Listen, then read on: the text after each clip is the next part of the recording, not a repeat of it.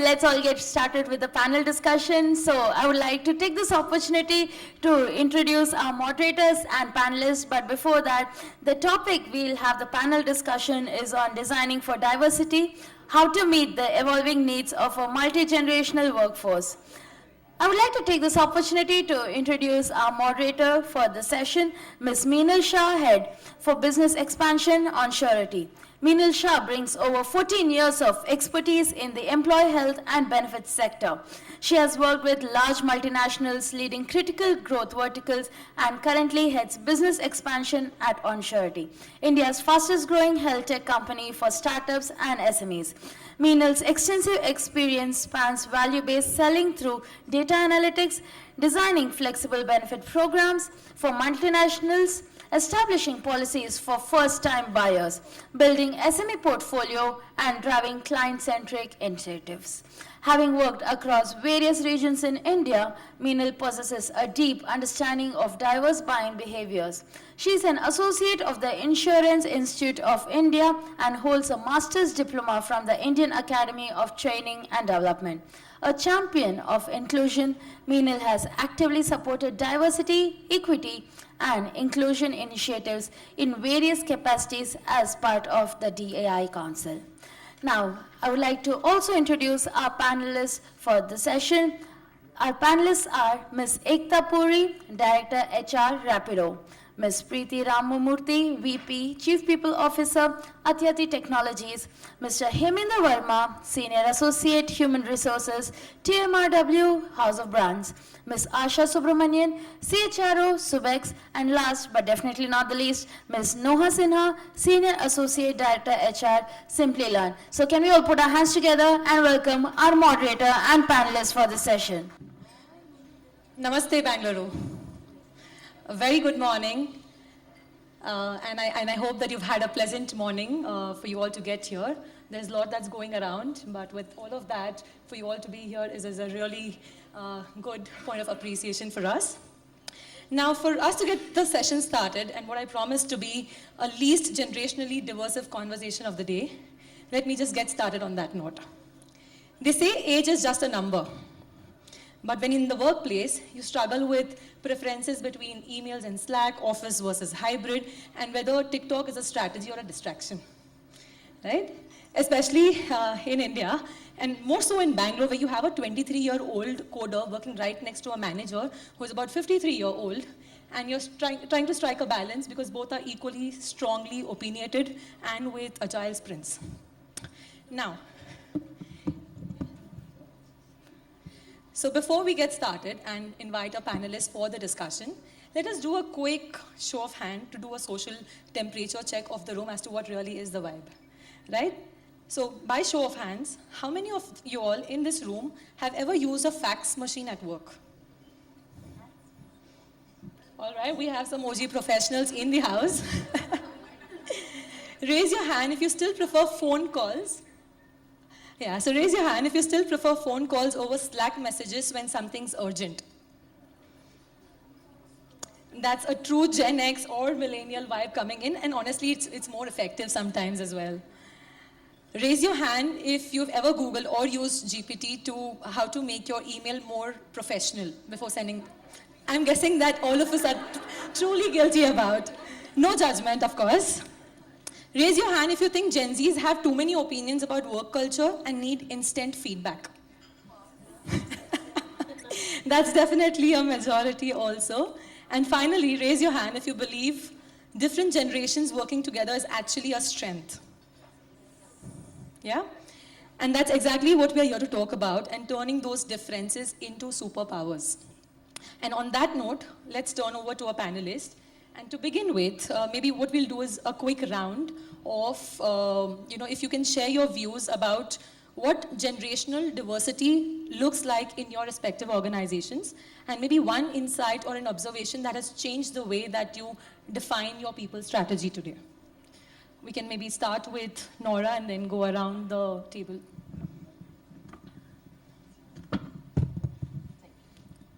Yeah, thank you. So, as you rightly mentioned, that there are so many differences that we keep seeing on the floors when we have entire workforce, right? what I would like to call out in just one sentence is that suppose you are organizing a party, right? So it's like inviting everyone to the party, right, is diversity. And then inclusion would be that asking everyone to dance, right? So I mean, that's the real essence that we would want this entire organization to have in terms of the culture and the ethos that we talk about. Uh, Reality is something else, as you rightly pointed out. We see a lot of differences, specifically when you see CXOs minus ones. Um, they have very different kind of workings of styles, and the millennials and the Gen Zs, they are expecting something else, right? But then, yeah, we keep on jumping, specifically from the HR point of view, specifically the HRBPs. They keep trying that how to strike that fair balance again and again by talking to these people, by coaching them, giving them right guidance, that it's not about being right or wrong, but then striking a fair balance again and again. So that's how, I mean, I have seen the organizations keep working. Thank you, Nora. I believe that we're still trying to find the right mantra, and there may not be any right or wrong answer, but it's like you rightly mentioned, it's about striking that balance. So, thank you. Yes. Thanks a lot for the question. Surely the topic has a lot of depth, and probably first time I'm talking about this. And generally we always talk about leadership and other things. The multi-generational, I think, is the most pressing problem in the organizations today, and thanks a lot for Gain Skills to bring this up, in fact.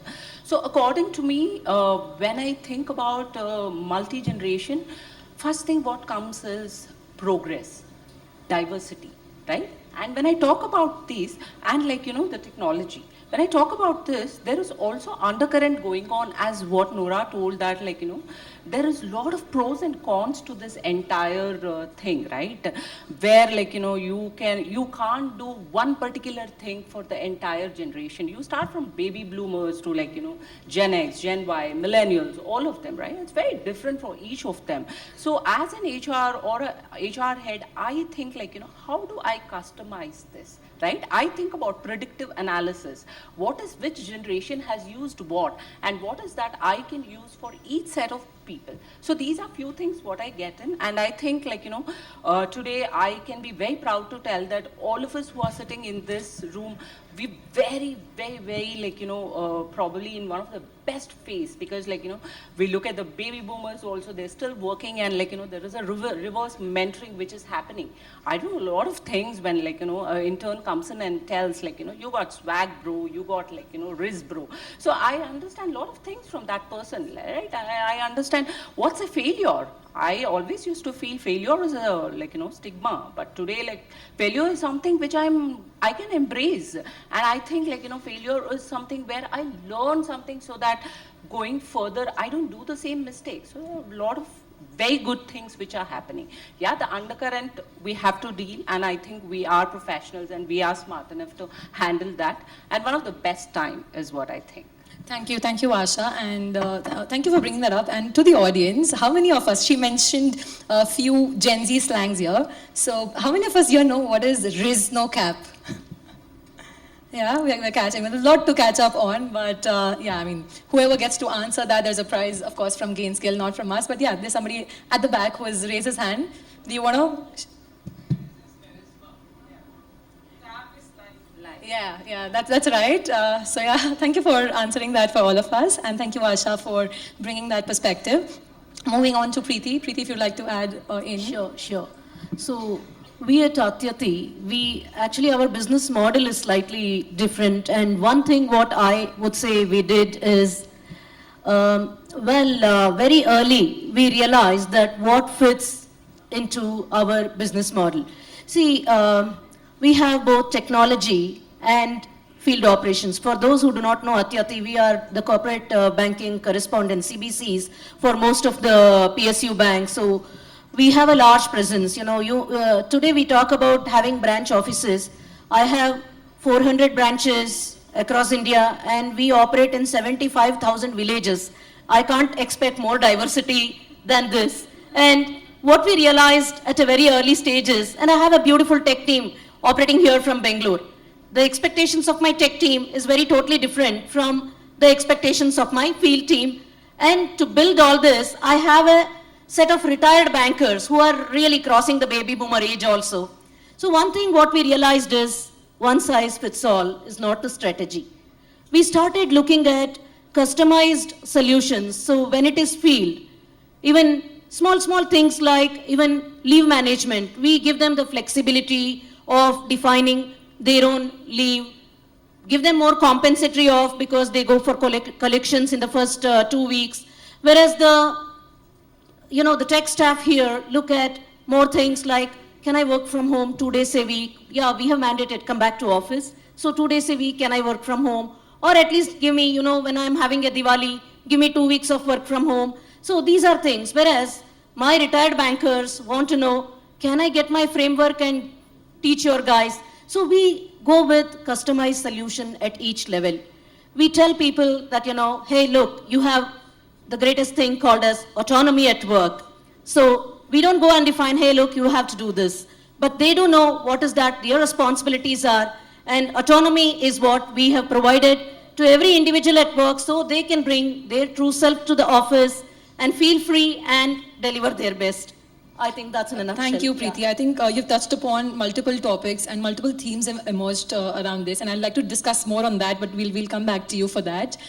Over to you, Heminder. So I think what Meena told, the same feedback from my side also. So I work for the organization, this is the fashion industry. So we have more designers and techies, so they work for late hours sometimes. So we have given the flexibility of timings them. We don't put the punching system there, so they can come by 11:30, or if they want to go early, they can go early. And the same like we are giving still the work from home on Thursdays. So that way we are managing this workflows. Thank you, Heminder. And with that, if I can dive into specific questions, and maybe Asha, if I start first with you. You mentioned about specific analytics, predictive analysis that you're using for your workforce. You're trying to, have a good balance between all of that. So how can organizations avoid stereotyping generations? Especially, there's a wide perception that Gen Zs want to hop around jobs quite too often, or maybe baby boomers can't handle tech, right? With all of that happening, how is it that you manage things in your organization? So one answer would be, so what? Meenal. So what? If the Gen Z wants to shift jobs, so what? Boomers don't want to use tech, so what? Right? Okay, let me come into the depth of the question. See, what we have seen across, right? Like I work for about 15 years now, and one thing is the beauty with today's generation, right? And we see a lot of reels, which are quite funny that they can't speak for nuts, or they're really not smart, or they don't understand the strategy of the organization. Keep aside all of those. But today the Gen Zs or Gen Y or Gen X or the new generation, right? They come with one thing, that they just don't want your job. They want a meaningful job or a purpose behind it, right? That is something I think we have to pick up from all the generations, right? And it's kind of quintessence. When I look at anybody today, they want to know, why am I doing this job? And in fact, to the level we have gone, even our JDs are telling what is the objective of the organization and how your objective is tied to the organization objective. That is one thing which I think it's really working extremely well, and I don't think so there is any con in that. The second thing is, as I told you, the failures, right? We always felt that failure, oh my God, I don't want to get into this. Today failure is celebrated. I was seeing somewhere that there's a kid who is failed in 10th, and his parents have celebrated that, right? It's a beautiful concept. People just don't understand because we don't understand because we have that phobia, we have that stigma, right? The Gen Zs have really taught us that. And I think that is something the organization, at least I've been implementing that, have failures, but make sure that you have the learning from the failures, right? And the third thing is the landscape of learning is absolutely like, you know, diversified today. It's just not what we used to do, where we used to get into four walls and like, you know, learn whatever it is. Today there's gig learning, there can be virtual learning, there can be Slack learning, right? Or any kind of learning, and also like, you know, shadow learning and work, learning while you're working, or like, you know, you kind of reverse mentoring or mentoring, those kind of learnings are also there. That is something, another big thing which I carry with me. The last one is extremely like, you know, close to my heart, is the way how CTC has changed. We used to look at CTC as variable and fixed. And like, you know, we never realized until recently that how do you create wealth? A wealth is not created by your CTC, your regular 3 lakh or 2 lakh salary. That is for your operational expense. In a month, like, you know, if I am a woman, I probably spend about 1 lakh or 2 lakh rupee personally for something. I mean, I'm not talking about myself generally, right? But how do you create your wealth? Today's generation has taught us that ESOPs and RSUs are wealth creators. Your mental health is the wealth creator, or the learning, the continuous learning, or the purpose what you give to the people is actually like, you know, something, or the leadership, or the culture of the organization, right?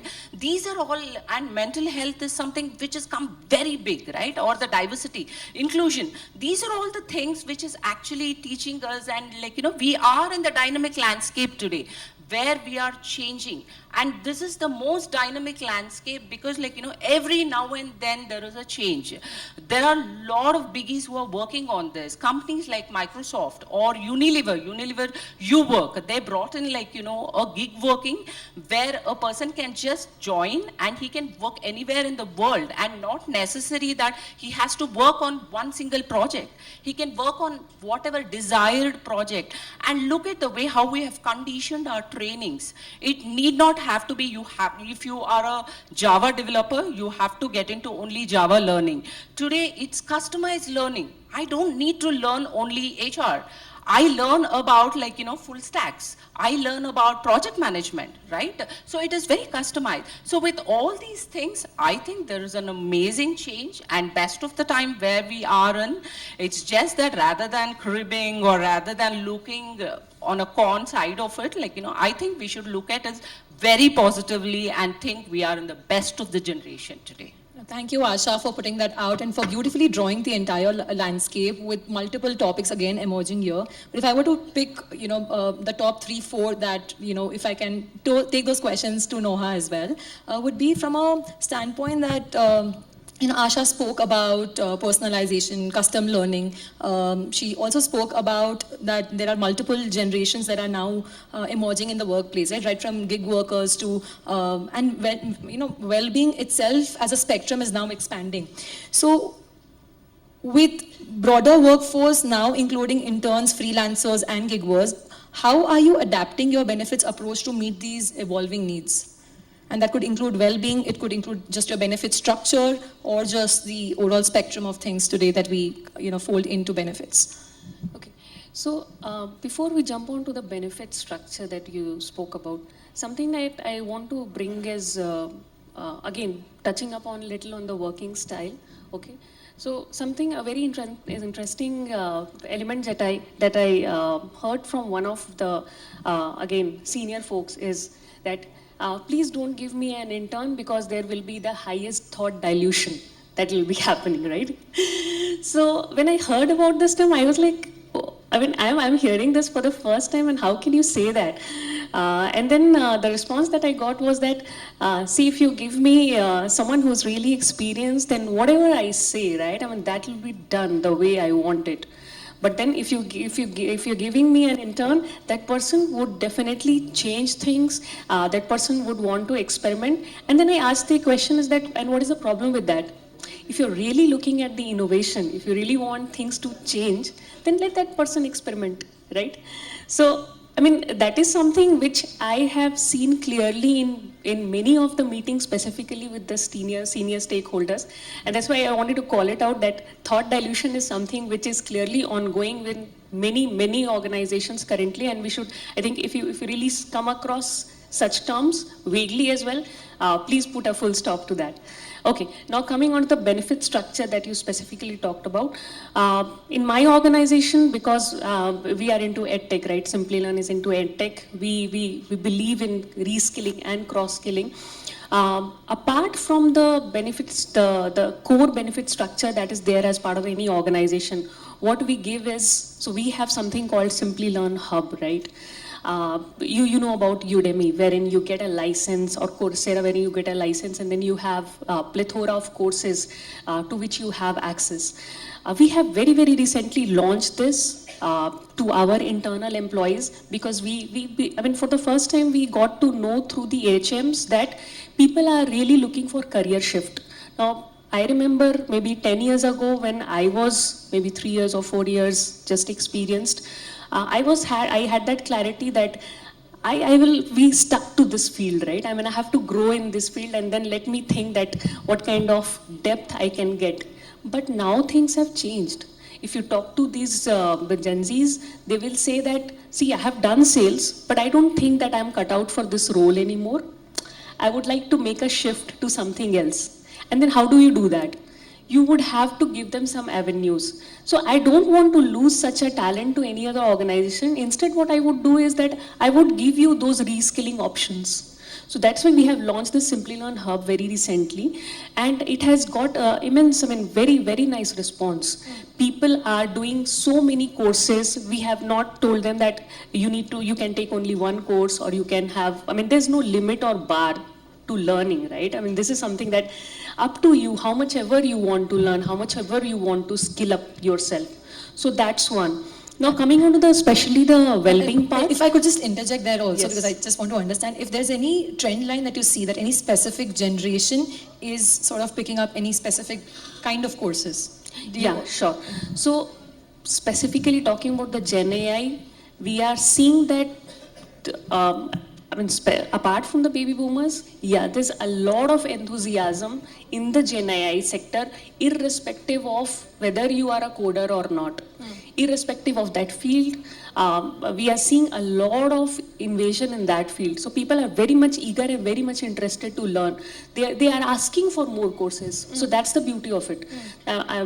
In the previous, I think we had PMIs, we have a lot of project managements and other data science, right? But then after the Gen AI has taken over, there has been immense response from everybody across the fields, and specifically Gen Zs and millennials as well. So they are looking for more courses. So that's one. Now coming on to the well-being, some of the things that we really changed this year specifically, from the health point of view, our team wanted that we want some kind of sporty things that are happening. We don't want generic birthday parties, right? I mean, that is something that we are not very interested in.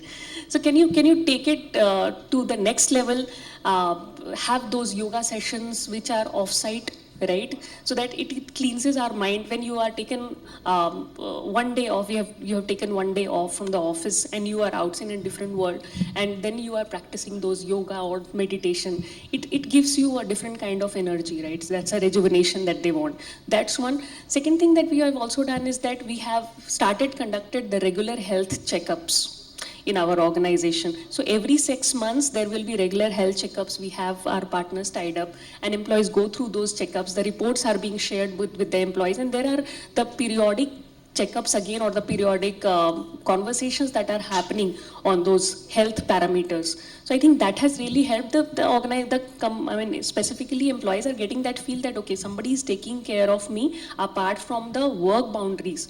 So from the health parameters, from the wellness point of view, how am I feeling? The mental well-being is also being taken care of. So I think those are the few changes that we have done, and we have received a very good response on that. Two questions here, follow-up questions on Yeah. this. One, do you think pandemic has had an influence in the way that physical health and mental health has had that extra spotlight coming in? Maybe the fear mongers, maybe, with the way that things have evolved in the last few years. So that's one. Two, the benefit structures that you spoke about, introducing well-being, which is mental and physical, at workplace or off-site. Does that also include and extend to gig workers, freelancers, and interns, or is it mostly to your, permanent employees? Got it.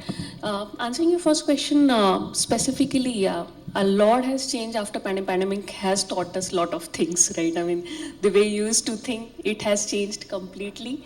So yes, we did not have that kind of focus, you know, I mean, specifically when my half of the workforce is into sales, and a lot of belief that we have is that you need to have the workforce on the floor to bring those numbers, right? A lot of things have changed in the way that, okay, we definitely want these numbers, but yes, we will not be micromanaging. Yeah, I mean, up to you. We have given you this number. It is up to you how you want to meet this number. It's not that every hour you have to make these many calls. Every hour you have to convert these calls. So that is something. That's the approach that has changed in terms of the micromanagement, right? And yes, physical well-being and mental well-being is something that we have.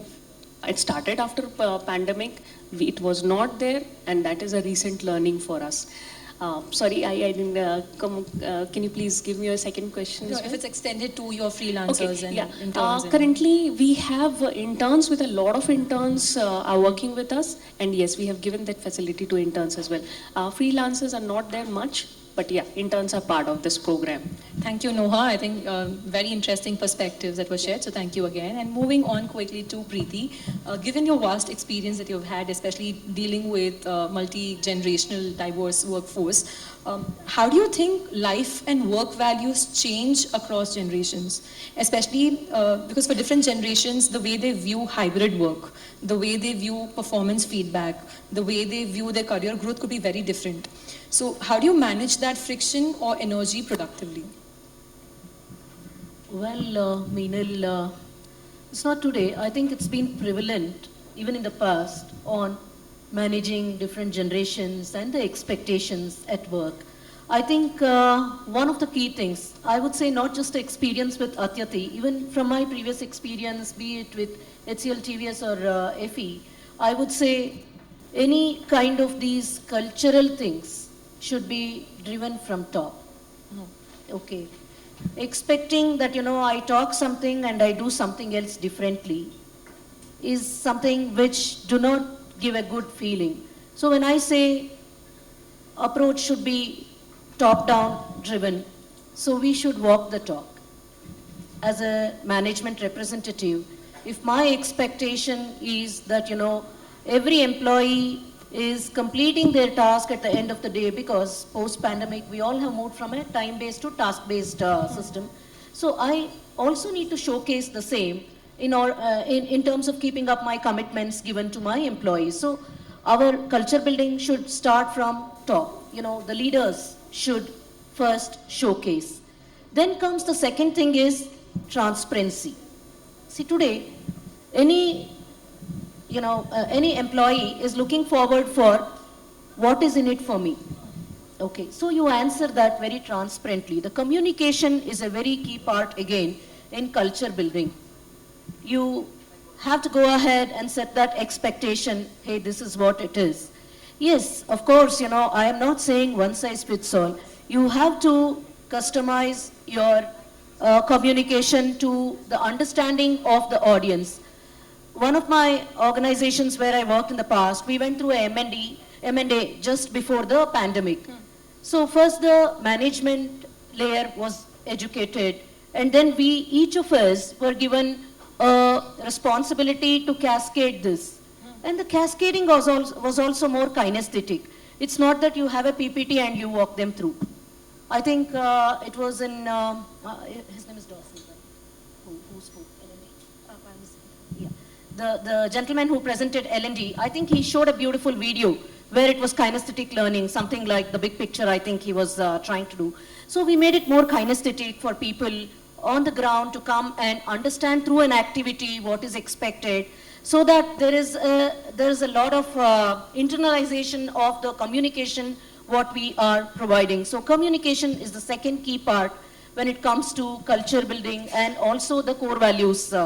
Third thing I would say is, reiteration. Reiteration is whenever you find an opportunity. See, as HR, as managers, we get a lot of opportunities to interact with our team. It could be, daily huddle meetings, or it could be town hall meetings, or it could be one-on-one meetings. How much we relate back to what the company core values are. will also help us again in setting the right expectations and also to relate the organizational expectation with the ground staff. Then of course, last but not least, I would say over-communicate. Over-communicate is nothing but you go ahead and publish in different, you have a conversation, then you have a print media through email, and then you have a common areas poster. So these are some things what we have adapted in my previous organization for culture building. Whereas here in Atyati, it's slightly different.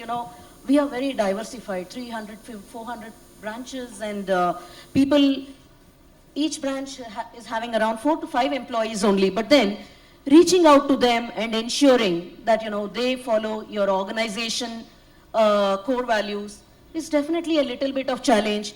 We currently have a set of ambassadors like people who are trained, and they are expected to take back this message to the field teams. And of course, periodically, we have activities where the field team comes back with their presentation of what they did differently and how they made a difference within their team. It could be even in smaller things, like, for example, we recently celebrated the year ending, that is in the December, the year-end festivals. We didn't want to call it a Christmas, or we didn't want to call it a Diwali, because we do have a mix of all communities. We called it as year-end festivals. And every branch was given allowance telling that, hey, look, you come out with your creativity. So again, autonomy plays a big role there. So people came back telling that, hey, look, this is what we did. And we set a panel of little less than baby boomers to evaluate them so that it becomes an inclusive activity.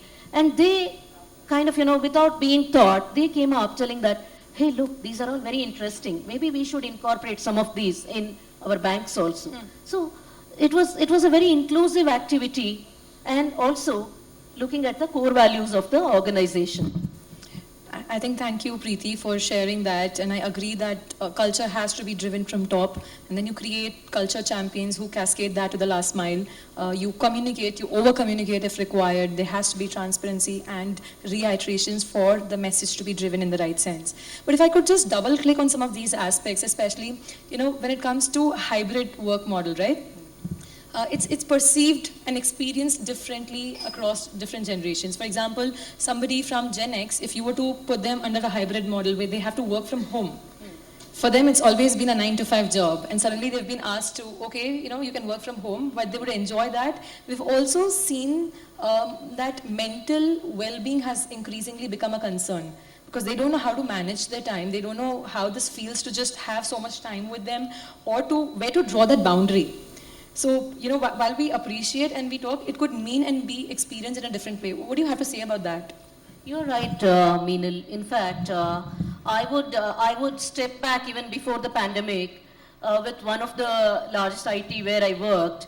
We created a well-being or a mental wellness department, I think way back in 2007, where, very little was spoken about mental well-being. There was a lot of, people were not willing to come forward and say that, hey, I do have a problem, I need to talk to somebody. So we created a department within this company, and we started propagating, and you don't believe it, within a span of 1 year, we did have a good mix of men and women who came. We had a small kiosk where a doctor used to come and sit, and people can go and consult. Either they can disclose their identity or choose not to disclose their identity. We also had over telephone also. Yeah. So a lot of them came forward, and at the end of the year, when we ran our annual survey, we were surprised, and very pleasantly surprised, I would say. A lot of them had appreciated setting up this department. I think the journey began there. And pandemic definitely, gave us avenues to understand more about us and about the industry and the workforce also. See, an organization like FE Fund Info, it's a UK-based organization. We did not, the confidentiality of the stock exchange work is so much, we did not even let employees go out and have lunch. We set up lunch for them inside the office, at the office cost and all that. But when we moved into pandemic, it was fantastic. There was not even a single flaw in the work delivered, But there was, our workforce, it's very young. The average age was around 25, 26 years. And people did not know, first time they are into the working life, they did not know whether they can take a coffee break. Because they are working from home, they are thinking, even taking a coffee break is a crime. So we had to educate them. It's okay. You can take a coffee break. You can take a lunch break. You can also take a break even to go out and bring your child back home from the gate of your apartment. So we had to really educate them, even small things. Please take a break. Go drink some water and come. That's nothing bad. So these small things made a lot of difference, because people started feeling that I am being cared, because that was the highest feel at that time. Pandemic really brought a lot of anxiety among people. First of all, they are not meeting their colleagues, so the social interactions are missing, and all through Teams and those kind of apps. Many of them don't even switch on their cameras. We had to educate them. Hey, look, switch on your camera. It's okay. We can look at you. Don't worry about your background. Set up an artificial background. These are all the things where people started feeling I'm being cared. And on top of it, yes, we did have mental wellness partners, because it's very difficult to be in the four walls, work through, and then again sleep in the same room. So people, not only the employees, we encourage their families also to be brought out to any kind of, wellness sessions. Then a lot of yoga sessions were brought in. Then of course, we also had a lot of fun activities where people could, the engagement is with the family, and as a family, how they are able to bring out something unique in them. So we started appreciating the families for the very unique activities and the innovations and ideations they do.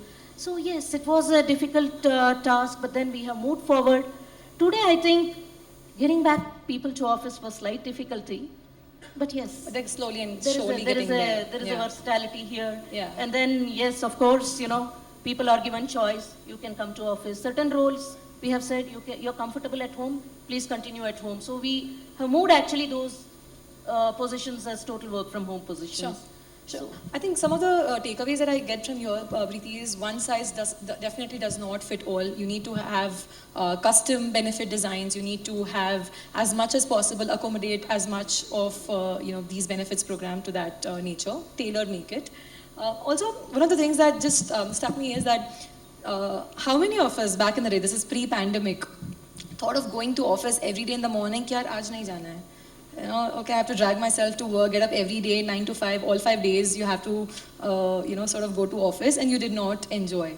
But as a, flip effect of pandemic, what also happened was people were craving to go back to work. For that, collaboration, for that water cooler talk, for that chai break, for that sutta break for some, but yeah, that collaboration is what was missing, and a lot of people are now wanting to come back, by choice some, by force some, but I think that's also something that our generation is figuring out, and we continue to do so because there is no one size fits all. And quickly moving on from there to... One point I wanted to Yes. add on, Meenal here. See, interestingly, you brought about something like before pandemic, people really, Monday morning, oh, do I really need to go to office? That feeling. To break that, we, one of the organization, like how we had Thank God It's Friday, we had Thank God It's Monday. And So- they have a thank God it's Thursday, because that's Lovely. work from home Yeah, for them. yeah. And similarly, one of the organizations where I worked, we all have heard about, leave encashments. We all have also heard about, performance bonus.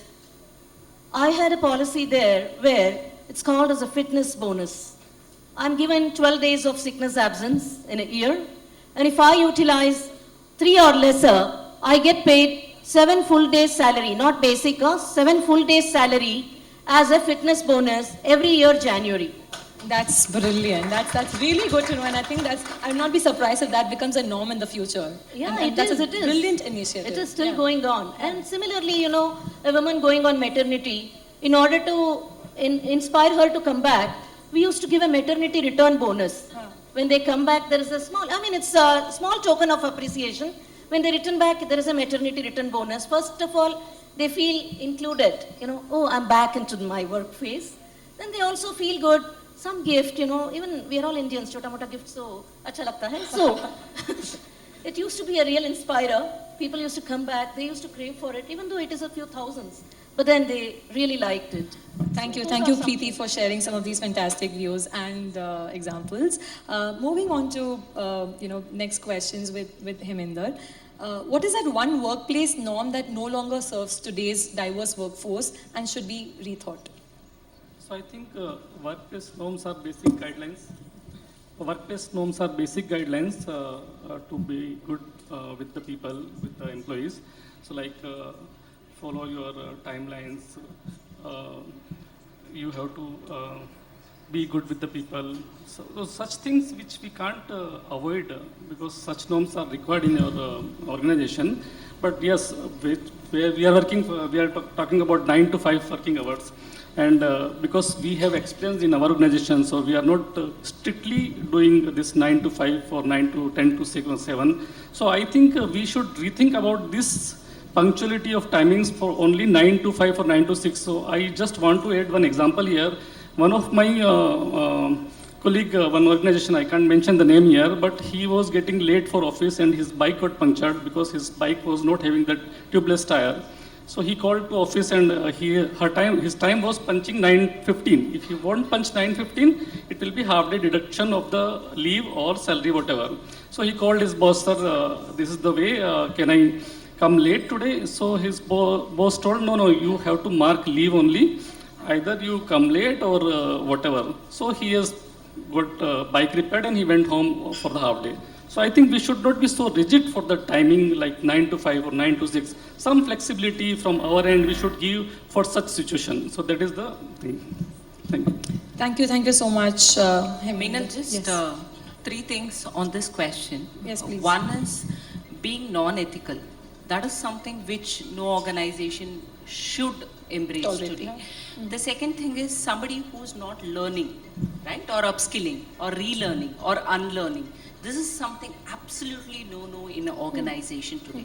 And somebody who's not ready to change themselves into a tech basis stuffs, right? I think these are something like, probably like we should take home that these are something which is non-compromisable in any kind of organization today if you are in a fast developing And I cannot agree more. organization. I think bang on. And with that, it's a fantastic wrap. But before we truly wrap up our session, we'd like to go for a quick rapid fire. There's one question for each one of you all. No second guessing, just whatever comes to your mind first. So maybe we'll start with you, Noha, first.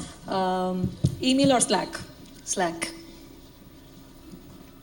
9 to 5 or work anytime? Anytime. Work from office or from home for better collaboration? What would you prefer? A mix of both. There is no both. There is this or that. You don't get the hamper. Work from office. Work from office. Great. Thank you. And who teaches whom more? Gen Z to Gen X and millennials, or is it vice versa? Both wala option hi nahi. So there are learnings from both the way, I think. But who does more? Gen Z has to learn more. Gen Z has to learn more. Coming from a millennial or a Gen X, but yeah, thank you so much. On that note, let's retire from the phase generational gap. Instead, let's embrace talking about the generation advantage that we get today by just collaborating across the diverse workforce that we have today, where experience meets innovation, where tradition meets disruption, and where workplaces finally reflect the richness of the people in them. On that note, thank you to our incredible panelists and to all of you for being a part of this forward-thinking dialogue. The future of work isn't one size fits all, and that's exactly why it works. So thank you once again. I would like to thank our moderator, Ms. Meenal Shah, for keeping the panel so engaging and interactive. And I would also like to thank our panelists, Ms. Preeti, Mr. Hemendra, Ms. Asha, and Ms. Noha. Can you please have a round of applause for our moderator and panelists? I would like to call upon Ms. Kasturi Kotha, HR Thought Leader, Honorable Secretary, NHRD Bangalore Chapter, to do the honors by felicitating our moderator and panelists. I now request Ms. Kasturi to felicitate our moderator, Ms. Meenal Shah.